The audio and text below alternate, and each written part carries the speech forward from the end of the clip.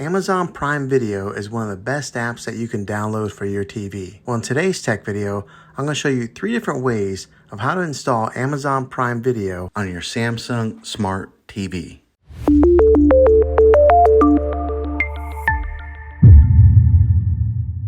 It can be really frustrating if you want to watch some of the great content that is on Amazon Prime Video and you find that your TV is unable to download it. If your TV is an older model of smart TV, then it could prevent you from downloading this app.